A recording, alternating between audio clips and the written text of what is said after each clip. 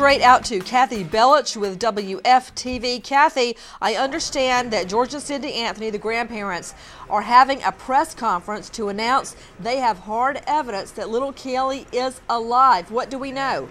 Well, that's what we're being told. They have a new spokesperson involved with nonprofits who is planning some sort of a news conference later this week, and we are being told that they have some solid reports that Caylee is alive. Now, we have heard this before, even most recently, Coral Springs sighting, Gainesville sighting, nothing to either one of those things, and of course investigators believe that Caylee is not alive. Also, the state's witness list is out today, and you mentioned we got a jolt because we thought that the defense attorney was actually on that list.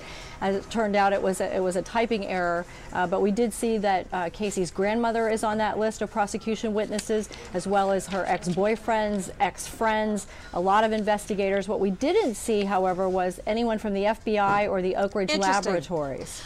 Back to Drew Petrimo with WDBO. I want to go back to the possibility that little Caylee is alive. Drew Petrimo, what do we believe the Anthonys have?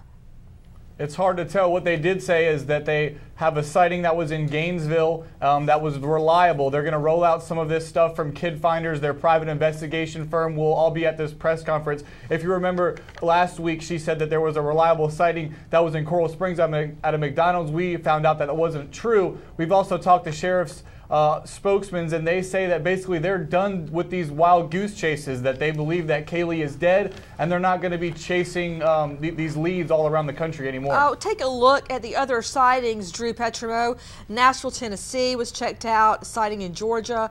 Deltona, Florida, 2 reported sightings. Coral Springs, of course, Orlando. That doesn't include the sighting, the alleged sighting, the false sighting of little Caylee on an AirTran flight from Orlando to Atlanta onto Puerto Rico. The feds were brought in on that to check the manifest and the airport security video. That did not pan out. So the fact that there have been some failed sightings does not mean Mark Class, joining us tonight, president and founder of Class Kids Foundation. Mark, it's great to see you again. Mark, the sheriffs and police cannot just give up on possible sightings. A, what if it's true? Doubtful. And B, how could you go to trial and not look a jury in the face and say, we followed up on every